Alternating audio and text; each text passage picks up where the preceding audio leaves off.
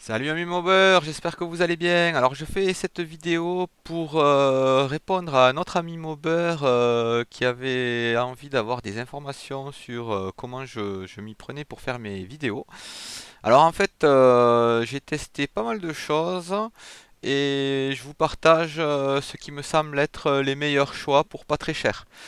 Alors, vous verrez des impressions d'écran tirées d'AliExpress, mais vous pouvez trouver ça un peu partout.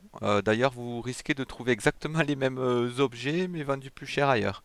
Autre chose, sur AliExpress, je vous conseille vivement de chercher sur plusieurs marchands et de bien regarder le prix total en tenant compte de la livraison, parce qu'il y a souvent des surprises.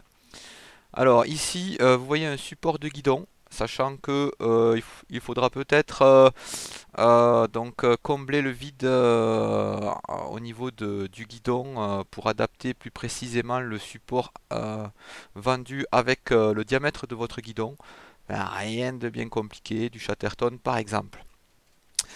Là, vous voyez le harnais que j'utilise pour filmer mon poste de pilotage. Notamment le support de téléphone précédent au guidon, je mets une appli GPS maintenant.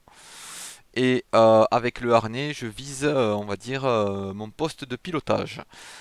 Cet harnais aussi me sert à filmer un petit peu quand je veux utiliser mes deux mains et montrer un petit peu ce que je fais. Donc je le porte plus haut d'ailleurs que sur la photo. Et en même temps, je vois ce que je filme. Donc c'est assez facile de cadrer, plus ou moins en tout cas. Et par contre, dans ce cas-là, j'utilise la fonction grand angle de mon téléphone, c'est-à-dire que je mets le zoom en 0,5. Alors là, vous voyez un accessoire qui est pas mal, mais il faut choisir. Soit, je pense, on utilise le téléphone ben, sur son casque. Du coup, quand on tourne la tête, ben, le téléphone tourne aussi. Et on va dire, on filme plutôt, je pense, la route dans ce cas-là. Ou soit on utilise le téléphone du harnais, hein.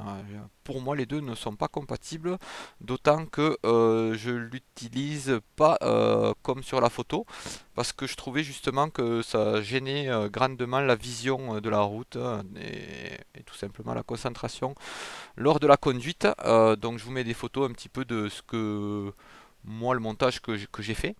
Ici, donc un support de téléphone qui permet aussi de filmer les mains libres que vous pouvez installer par exemple au-dessus de votre plan de travail. Ça va plutôt pas mal là.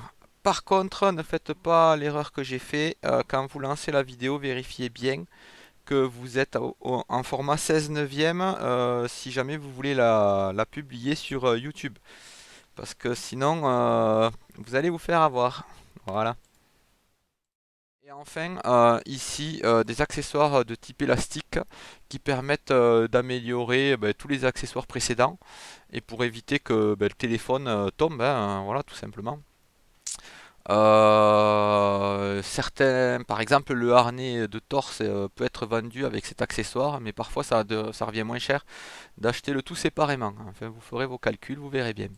Voilà, j'espère que cette vidéo intéressera certains et vous encouragera à vous lancer, sachant que finalement c'est des petits prix. Ce qui coûte cher, c'est surtout le téléphone, hein, si vous voulez avoir une vidéo correcte avec éventuellement une stabilisation correcte. Et sachant que on va dire que quand il y a beaucoup de lumière, on n'a pas besoin de mettre un prix de fou dans un téléphone, hein. À 200 euros, vous avez un téléphone qui fait de belles vidéos. Par contre, il lui faudra de la lumière. Dès que le temps va s'assombrir, c'est une autre histoire. Voilà. Allez, à bientôt.